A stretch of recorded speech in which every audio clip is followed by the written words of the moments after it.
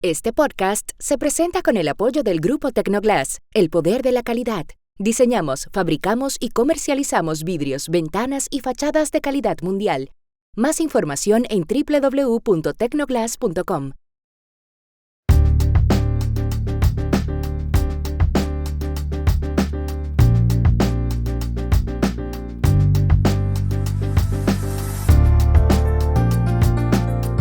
Donald Trump acaba de decir que Gustavo Petro es un líder del narcotráfico. ¿Qué efectos tendrá esto en Colombia? Bolivia eligió como presidente a Rodrigo Paz Pereira. ¿Es el senador demócrata cristiano la solución?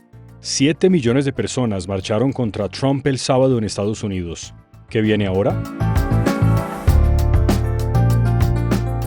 Hola, bienvenidos a Y esto no es todo, el podcast del Georgetown Americas Institute de la Universidad de Georgetown en Washington, D.C. Soy Juan Carlos Iragorri, desde Madrid.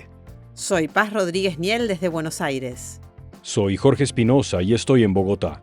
Es martes 21 de octubre y esto es todo lo que usted debería saber hoy.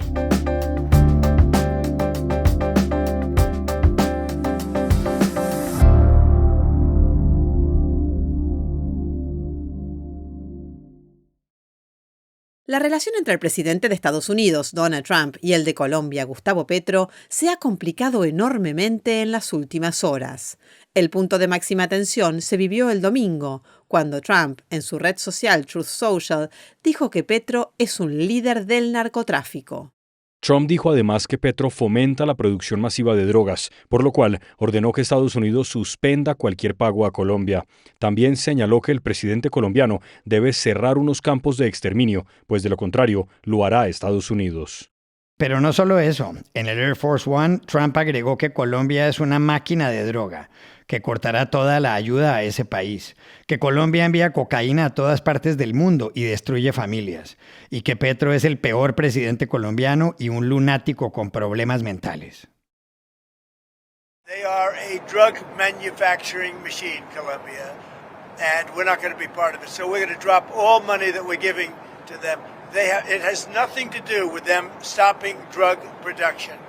And you look at the fields are loaded up with drugs, and they refine the drugs, and they make tremendous amounts of cocaine, and they send it all over the world, and they destroy families. No, Colombia is out of control, and now they have the worst president they've ever had. He's a lunatic who's got a lot of problems, mental problems. El dinero que Estados Unidos le da a Colombia anualmente para la lucha contra el narcotráfico, $700 millones en el último año, es parte del llamado Plan Colombia, una iniciativa que se puso en marcha en el año 2000, cuando el inquilino en la Casa Blanca era Bill Clinton. Lo cierto es que la relación de Petro con Trump se complicó en enero, cuando Petro se negó a recibir unos deportados colombianos que iban esposados, y se agravó el mes pasado, cuando Petro le pidió en Nueva York al ejército estadounidense no obedecer las órdenes de Trump. Petro dijo además en las últimas horas que uno de los muertos en los ataques estadounidenses contra lanchas en el Caribe era un pescador colombiano, Alejandro Carranza. Pero también se supo que hace 10 años Carranza fue condenado por el robo de más de 200 armas. A 7 meses de las elecciones presidenciales en Colombia, algunos creen que los ataques de Trump serán útiles para las fuerzas políticas de Petro. ¿Será cierto eso? Llamamos ayer a Bogotá al politólogo Andrés Mejía Vergnaud, analista de Blue Radio. Empecemos por el hecho de que históricamente el antiamericanismo no ha sido una carta ganadora en la política colombiana. Entre Colombia y Estados Unidos existen muchos lazos de carácter económico, comercial, cultural, social, familiar, y además no existe la historia de agravios que se pueden sentir en algunas otras naciones de América Latina con respecto a Estados Unidos, de modo que nunca en Colombia, tal vez con la breve excepción de algunos sectores en la época de los años 60, el antiamericanismo no ha sido una carta política fuerte.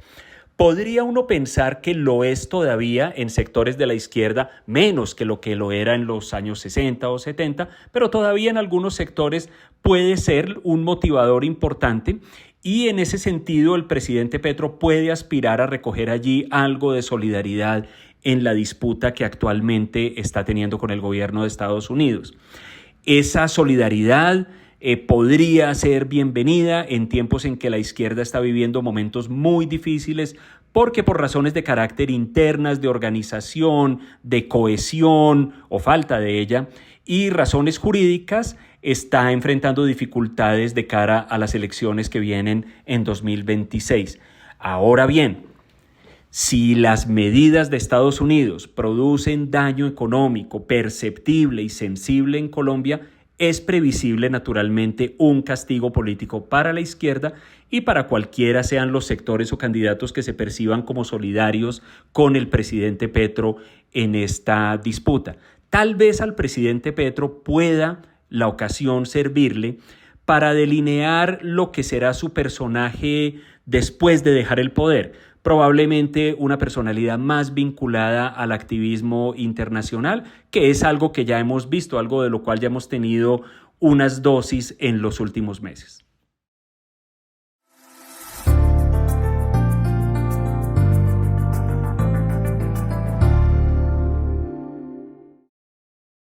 El domingo, Bolivia votó por el cambio. Tras casi 20 años de gobierno del Movimiento al Socialismo, el MAS, fundado por el expresidente Evo Morales, la gente le dio la presidencia a Rodrigo Paz Pereira, del Partido Demócrata Cristiano. Así, con el 54,5% del apoyo ciudadano, Rodrigo Paz Pereira, hijo del expresidente Jaime Paz Zamora, derrotó en la segunda vuelta de los comicios al también expresidente Jorge Tuto Quiroga, un líder conservador que obtuvo el 45,5% de los sufragios. Nacido hace 58 años en Santiago de Compostela, aquí en España, graduado en gestión política en American University, casado y con 4 hijos, Paz Pereira, que es senador, envió un mensaje de unidad en el discurso que pronunció la noche del triunfo. La patria nos permitió estar en una segunda vuelta y en la segunda vuelta lo repetimos hasta el cansancio que si el pueblo de Bolivia no nos elegía, extendíamos la mano a quien ganara. Y hoy día, desde la victoria, extendemos la mano para gobernar con todos los hombres y mujeres que quieran a la patria.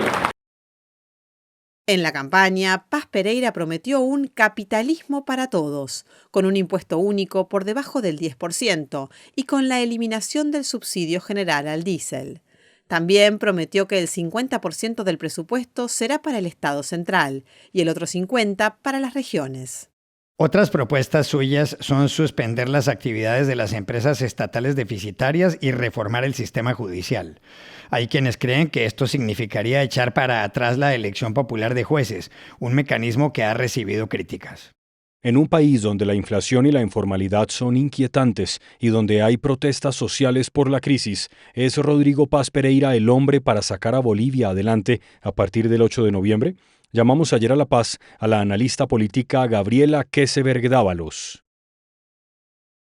Bueno, esa la verdad es la gran incógnita, ¿no? En todo caso, los desafíos son enormes, comenzando por la economía, es lo que más preocupa a la gente.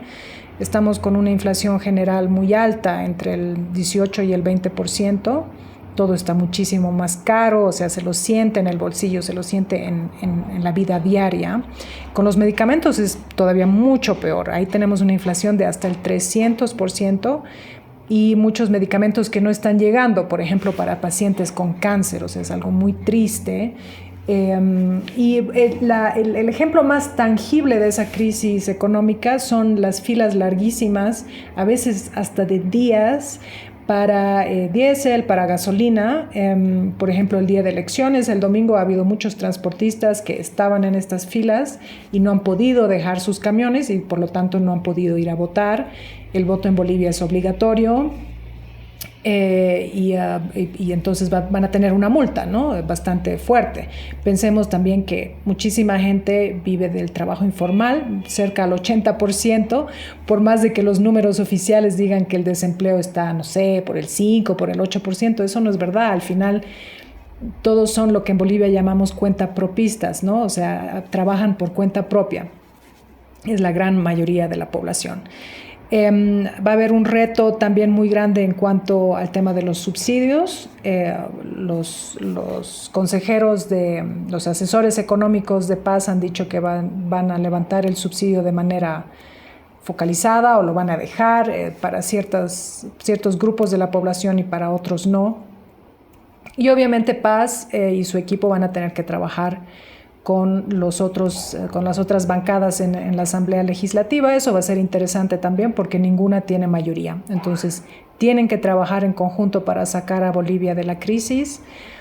Y bueno, obviamente no queda más que desearles suerte a ellos y a nosotros y que ojalá las cosas realmente mejoren. Hay mucha esperanza, eso sí. Y bueno, también ha habido mucha paciencia, pero esa paciencia se puede acabar muy pronto.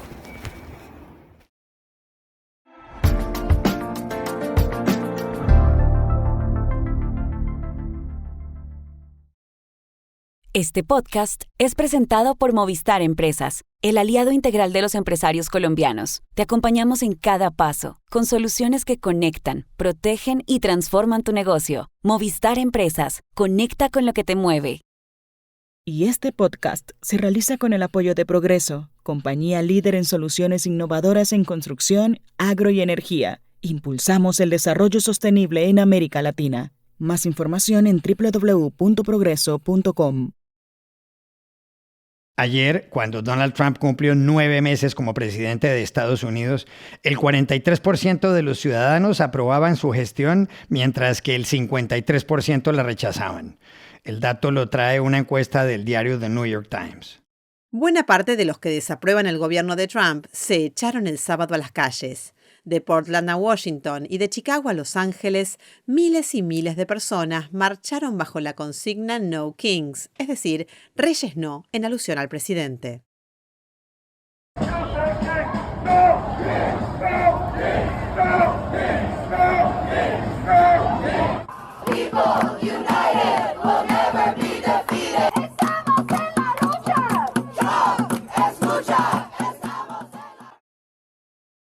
Los manifestantes protestaban por lo que para ellos es el estilo autoritario de Trump, las redadas contra los inmigrantes indocumentados, el envío de la Guardia Nacional a ciertas ciudades, los recortes presupuestales, los despidos masivos y los ataques a la libertad de prensa, entre otros. Trump les respondió enseguida. Fue en un video hecho con inteligencia artificial donde él, con una corona de rey y pilotando un avión de guerra, deja caer toneladas de excrementos sobre quienes protestan en Times Square, en Nueva York, ciudad donde marcharon 100,000 personas. Pero no solo eso. A bordo del Air Force One, Trump dijo que las marchas fueron un chiste financiado por un lunático izquierdista como George Soros, que fueron muy pequeñas y que, además, él no es un rey, sino que se parte el trasero trabajando por la grandeza de Estados Unidos. I think it's a joke. I looked at the people. They're not representative of this country. And I looked at all the brand new signs paid for, I guess it was paid for by Soros and other radical left lunatics. It looks like it was. We're checking it out. The demonstrations were very small, very ineffective, and the people were whacked out. When you look at those people, those are not representative of the people of our country. Mr. President, besides San Francisco... By the way, I'm not a king. I'm not a king. I work my ass off to make our country great. That's all it is. I'm not a king at all. Como quiera que sea, ¿qué significan estas protestas del fin de semana contra el presidente Donald Trump y sobre todo, qué viene hacia adelante? Para entenderlo, llamamos ayer a Washington, D.C. a la periodista y analista política Dori Toribio. Juan Carlos, esta ha sido una de las mayores protestas contra el presidente Trump. Según los organizadores, 7 millones de personas participaron en las manifestaciones convocadas el fin de semana en 2.700 ciudades en los 50 estados de Estados Unidos. Estas cifras son mucho mayores que las otras dos convocatorias para protestar contra Trump desde que en enero tomó posesión en su segunda presidencia, y también con mayor unidad, que era el objetivo esta vez según la convocatoria. Participaron también demócratas de peso con críticas a las políticas de la Casa Blanca en materia de inmigración, economía y política exterior, con especial énfasis en Gaza. Pero la pregunta clave es, ¿y ahora qué? ¿Pueden estas protestas convertirse en un movimiento sólido y constante que pueda tener un impacto en las urnas? Y hay que tener en cuenta dos cosas. Primero, Los demócratas hasta ahora han tenido un mensaje de oposición disperso, con divergencias entre los más moderados y los más progresistas.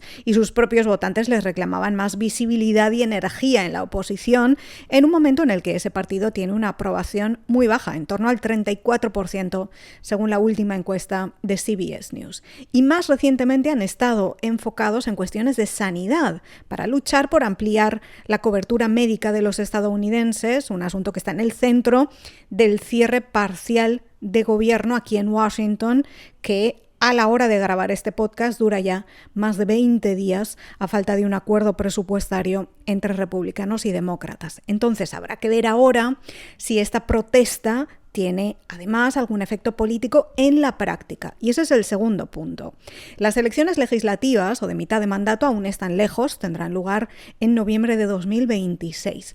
Pero en solo 2 semanas llegará la primera prueba de fuego en las urnas, cuando los estadounidenses votarán en alrededor de una veintena de estados y ciudades para elegir alcaldes, congresistas o gobernadores en enclaves como Virginia y Nueva Jersey, que pueden dar pistas de cómo están ambos partidos. Porque las políticas de Trump son parte de muchas de estas campañas, pese a que son locales. Por ejemplo, en grandes ciudades como Atlanta, Boston o Nueva York, los demócratas buscan mantener la alcaldía y sobre todo Nueva York, que está centrando mucha de la atención aquí, con hasta ahora una ventaja clara en las encuestas de Zohran Mamdani, miembro progresista de la Asamblea Estatal que se define como socialista demócrata, frente al activista republicano Curtis Lewa y el ahora independiente Andrew Cuomo, ex gobernador del estado. Pese a que son citas locales y extrapolar no siempre es sencillo, pero sí pueden marcar tendencias en un momento como este, con tan pocos precedentes.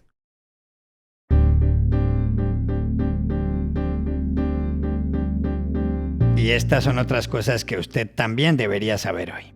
4 asaltantes se robaron ayer del Museo del Louvre en París 9 joyas, entre ellas una corona de diamantes que perteneció a la emperatriz Eugenia de Montijo, que perdieron en la huida.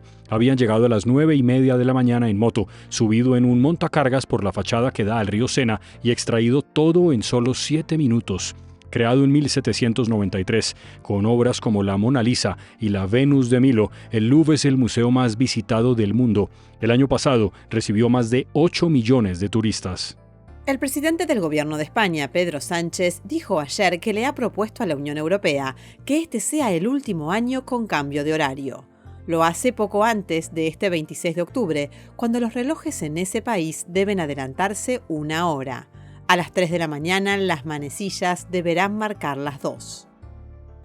En todas las encuestas a las que se les pregunta a los españoles y a los europeos, de manera mayoritaria están en contra de cambiar el horario. El cambio de hora se estableció en Europa en 1918, tras la Primera Guerra Mundial, con la idea de ahorrar energía en el otoño y el invierno. Sin embargo, lo que ahora se ahorra es muy poco. Aunque España debería tener la misma hora que Portugal y el Reino Unido, en 1940 el dictador Francisco Franco impuso el mismo horario de la Alemania de Adolfo Hitler. 2 noticias para terminar. Una, pasado mañana habrá cumbre de líderes europeos para estudiar el descongelamiento de activos rusos por 140.000 millones de euros, con el propósito de ayudar a Ucrania. Esto, luego de que el viernes el presidente de Estados Unidos, Donald Trump, le dijera en un encuentro muy tenso al ucraniano Volodymyr Zelensky en la Casa Blanca que si no entrega parte de su territorio a Rusia, Vladimir Putin lo destruirá. La otra noticia es que ayer se restableció finalmente la nube de Amazon Web Services, que ocasionó fallas en numerosos servicios de Internet en el mundo, como el de Roblox, Starbucks y Ticketmaster. Y aquí termina, y esto no es todo, donde siempre habrá más. En la producción estuvo John F. Burnett.